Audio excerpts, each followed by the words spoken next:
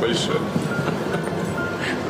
在世人眼中，普京总统总是以沉稳坚毅的硬汉形象示人，不管是应对国际事务的果决，还是公开场合的从容，都自带强大气场。但很少有人想到，这样一位国家元首会因为一个小男孩的一句简单问候，露出格外温柔的神情，甚至特意俯身鞠躬道谢。小男孩不顾身份差距，关心总统的健康，这样的善良纯真令人动容。